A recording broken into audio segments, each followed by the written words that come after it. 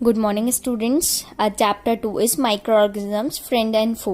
तो फ्रेंड और फो का मतलब ये होता है कि जो माइक्रो ऑर्गेनिजम्स है या तो वो हमारे दोस्त हैं और कभी कभी हमारे दुश्मन बन जाते हैं। फो मतलब होता है दुश्मन। तो माइक्रो ऑर्गेनिजम्स होते क्या हैं? Microorganisms are tiny organisms which are so small that we can not see with them with naked eye. हम उनको नॉर्मल आंखों से नहीं देख सकते हैं। हम उनको या तो मैग्नीफाइंग ग्लास से देख सकते हैं या तो माइक्रोस्कोप से देख सकते हैं। जो थोड़े बड़े होते हैं उनको मैग्नीफाइंग ग्लास से देखते हैं और जो बहुत छोटे होते हैं उनको माइक्रोस्कोप से देखते हैं। तो अब हम पढ़ेंगे टाइप्स ऑफ माइक्रोऑर्गेनिजम्स कि कितने टाइप्स के होते हैं। ये 4 टाइप्स के होते हैं, बैक्टीरिया, फंगाई, एल्गी और प्रोटोजोआ। जो वायरसेस होते हैं वो एक अलग साइड है, लेकिन जो ये 4 हैं बैक्टीरिया वगैरह, ये एक अलग साइड है। जो वायरसेस हैं वो माइक्रो ऑर्गेनिजम्स कंसिडर्ड होते हैं, लेकिन वो ग्रो करते हैं एक लिविंग सेल्स में। लिविंग सेल्स मतलब जो जिंदा एनिमल रहता है या इंसान रहता है, उनके अंदर किसी एक को पकड़ लेते हैं और उसके अंदर वायरसेस आ जाते हैं। जैसे कि हमने देखा है कि वायरल फीवर होता है, तो अगर हमें फीवर होता है इसका मतलब हमारे अंदर वायरसेस आ गए हैं। तो हमारे अंदर वायरसेस आ जाते हैं तो डिफरेंट टाइप्स ऑफ डिसीज हो जाती हैं। अब जैसे कि बैक्टीरिया को हम माइक्रोस्कोप से देख सकते हैं और ये डिफरेंट शेप और साइज होती है बैक्टीरिया की। यहाँ पे बैक्टीरिया का डायग्राम दिया है। ये 4 मेजर शेप्स होते हैं बैक्टीरिया के, rod shape, spherical shape, spiral shape और कर्व्ड शेप। अब आता है फंगस, जो कि मशरूम टाइप हमने देखा एनवायरनमेंट से वो ऑर्गेनिक मटेरियल लेती है और फिर वो फंगाई ग्रो हो जाती है और ये कभी ये डिसीजेस कॉज करता है कभी कभी। तो ये हमारे लिए फो हो गया, microorganisms is four here. जैसे प्रोटोजोआ हो गया, ये कहाँ कहाँ होता है? ये मॉइस्ट प्लेसेस पे होता है प्रोटोजोआ, जैसे कि सॉइल में या पानी में या फ्रेश वाटर जो होता है, लेक्स होता है, वहां पे रहते हैं ये प्रोटोजोआ। प्रोटोजोआ मतलब कि एग्जाम्पल दिया अमीबा। जैसे कि हमें पता है कि अमीबा का डिफरेंट शेप होता है। वो कभी कहीं से अगर कहीं फूड उसको खाना हो तो वो कहीं से भी माउथ खोल सकता है अपनी बॉडी में। तो वो हो गया प्रोटोजोआ का एग्जाम्पल। अब आता है एल्गे। हमने देखा है कि पानी में काई जम जाती है, जहां पे पानी होता है वहां काई जम जाती है, उसको कहते हैं एल्गे। जो ग्रीन ग्रीन हो जाता है वाटर में, उसको कहते हैं एल्गे। अब आता है वायरसेस। वायरसेस जैसे कि समझा कि लिविंग सेल्स के अंदर ही वायरसेस फैलते जाते हैं। इससे कौन कौन सी डिसीजेस होती हैं? Common cold, flu, measles, polio, chicken pox, AIDS, ये सब डिसीजेस हैं जो कि वायरस से होती हैं ह्यूमंस में। अब आता है where do microorganism live. Microorganisms कहाँ रहते हैं? तो माइक्रो ऑर्गेनिजम्स हर जगह रहते हैं, चाहे सॉइल हो, वाटर हो, एयर हो, एनिमल्स हो, प्लांट्स, रॉक्स और एंड इवन अस। हमारे अंदर भी माइक्रो ऑर्गेनिजम्स हैं, लेकिन हम वो देख नहीं सकते हैं, सिर्फ वो माइक्रोस्कोप से ही दिखते हैं। तो ये सब हमने क्या पढ़ा कि ये माइक्रो ऑर्गेनिजम्स हमारे लिए फो हो गया, मतलब दुश्मन हो गया, क्योंकि यहाँ पे जितने भी माइक्रो ऑर्गेनिजम्स थे ये कोई ना कोई डिसीज हमें अफेक्ट करते थे, डिसीजेस हो जाती थी इन यहाँ पे। अब आता है कि ये कैसे यूजफुल होते हैं। ये हमने पढ़ लिया माइक्रो ऑर्गेनिजम्स इज फो। अब हम पढ़ेंगे माइक्रो ऑर्गेनिजम्स हमारे लिए फ्रेंड कैसे हैं। माइक्रो ऑर्गेनिजम्स यूजफुल होते हैं कर्ड बनाने में, मिल्क को कर्ड बनाने में।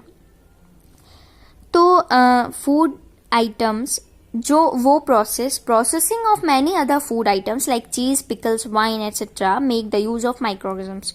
माइक्रो ऑर्गेनिजम्स की हेल्प से ही चीज बनता है, पिकल्स बनती है, पिकल्स मतलब अचार, वाइन बनती है और कर्ड बनती है दूध से। तो दूध में जब ये प्रेजेंट होता है माइक्रो ऑर्गेनिजम्स, इससे ही ये सब बन पाता है। तो उनका नाम क्या है? लैक्टोबैसिलस। अब आता है मेकिंग ब्रेड, पेस्ट्रीज और केक्स। कुछ माइक्रो ऑर्गेनिजम्स ऐसे होते हैं, कुछ ऐसे होते हैं जो कर्ड बनाने में हेल्प करते हैं, कुछ ऐसे होते हैं जो ब्रेड और पेस्ट्रीज और केक बनाने में हेल्प करते हैं, और कुछ ऐसे माइक्रो ऑर्गेनिजम्स होते हैं जो कि अल्कोहल, वाइन और बियर बनाने में काम आते हैं। अब पढ़ेंगे प्रोडक्शन ऑफ एंटीबायोटिक्स। अगर हमें माइक्रो ऑर्गेनिजम्स कुछ अफेक्ट कर लेते हैं हमारी बॉडी में तो एंटीबायोटिक्स बनते हैं, जैसे कि वैक्सीन मतलब कि हमें इंजेक्शन लगती है अगर हमें कोल्ड हो गया, अगर हमें सर्दी हो गई, चाहे फीवर हो गया, कोई भी ऐसी डिसीज हो जाती है तो एक माइक्रो ऑर्गेनिजम्स के द्वारा ही वैक्सीन बनाई जाती हैं। मतलब इंजेक्शन में जो रहता है फिर उसमें माइक्रो ऑर्गेनिजम्स के ही चीज़ें रहती हैं जो इंजेक्ट की जाती है ह्यूमन बॉडी में। उससे वो जो बाकी के माइक्रो ऑर्गेनिजम्स हैं जो हमें हार्म कर रहे हैं वो मर जाते हैं। अब हम पढ़ेंगे जैसे कि इसमें दिया है फर्टिलिटी ऑफ सॉइल। सॉइल को ये मेंटेन भी करते हैं, मेन्योर प्रोवाइड करते हैं, इसलिए ये एज अ फ्रेंड यहाँ पे ट्रीट किए गए। अब हम पढ़ेंगे ये पीछे इस पेज के पीछे हमने ये पढ़ा कि वो हमारे लिए फ्रेंड कैसे हैं। अब हम पढ़ेंगे कि वो हमारे लिए फो कैसे है, दुश्मन कैसे है। तो हार्मफुल हमारे लिए माइक्रो ऑर्गेनिजम्स हार्मफुल हैं। जैसे कि हमें माइक्रो ऑर्गेनिजम से डिसीज हो जाती है। ह्यूमंस को कौन सी हो जाती है?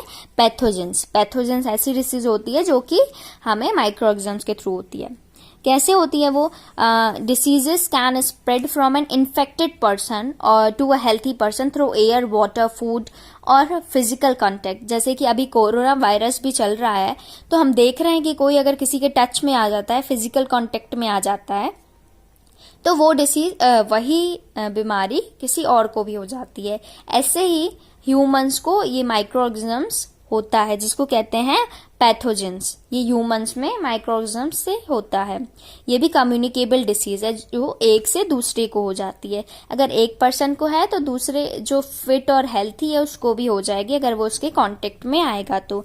जैसे कि कॉमन कोल्ड, चिकन पॉक्स और ट्यूबरक्लोसिस।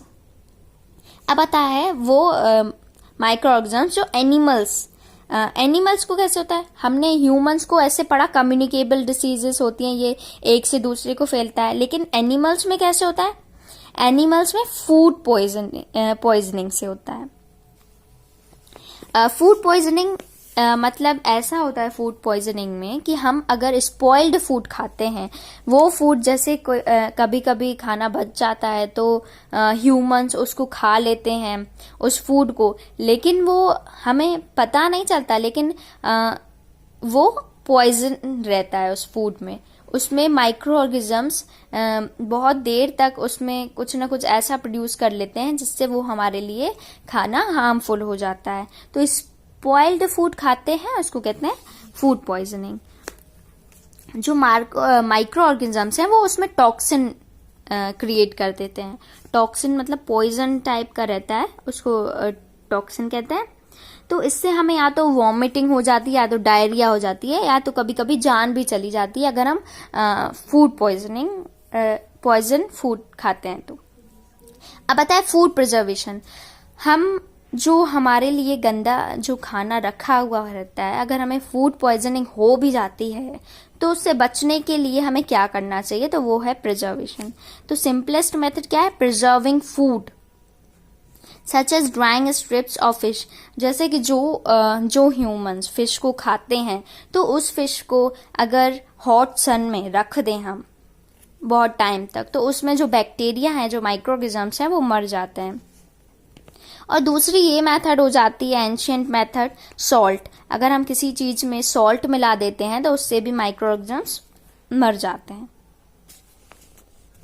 तो यहाँ पे 5 बेसिक टेक्निक्स दी है जो कि फूड को लास्ट लॉन्गर बना सकता है। अगर हम उसमें नमक मिला देंगे फूड को, तो अगर हम वो थोड़ी देर से भी खाएंगे तो वो हमारे लिए हार्मफुल नहीं होगा। यही चीजें हैं इसमें। अब आता है नाइट्रोजन साइकिल। हमारी बॉडी बहुत सारी चीज़ों से मिलकर बनी हुई है। कार्बन डाइऑक्साइड तो हम लोग ले लेते हैं, मतलब ऑक्सीजन तो हम ले लेते हैं पेड़ से और कार्बन डाइऑक्साइड रिलीज करते हैं, लेकिन जो नाइट्रोजन है वो हमारी बॉडी में कैसे आए? तो ये प्लांट्स और एनिमल्स के थ्रू ही हमारी बॉडी में आती है इनडायरेक्टली। अगर हम जो प्लांट्स खाते हैं उनके थ्रू आती है।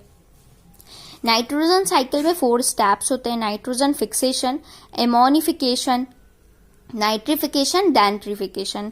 नाइट्रोजन फिक्सेशन में ये है कि हम ये यहाँ पे स्टेप्स दिए हैं, mechanism of each of these steps. Nitrogen fixation में ये बताया गया है कि नाइट्रोजन को फिक्स कैसे किया जाए। तो वो लाइटनिंग के थ्रू फिक्स होती है। इंडस्ट्रियल फिक्सेशन कैसे होता है? अमोनिया के थ्रू और हाई टेम्परेचर के थ्रू एंड प्रेशर कंडीशन के थ्रू। एसिमिलेशन क्या होता है? एसिमिलेशन वो होता है कि सबसे पहले जब सॉइल फिक्स हो जाती है nitrogen has been fixed in the soil, soil में नाइट्रोजन फिक्स हो जाती है, जो प्लांट है वो ऑब्जर्व कर लेते हैं अपनी रूट से उसको कहते हैं एसिमिलेशन, इस प्रोसेस को। फिर आता है अमोनिफिकेशन। अमोनिफिकेशन वो होता है, वो प्रोसेस होती है जो अमोनिया जनरेट करती है। वो कैसे करती है जनरेट?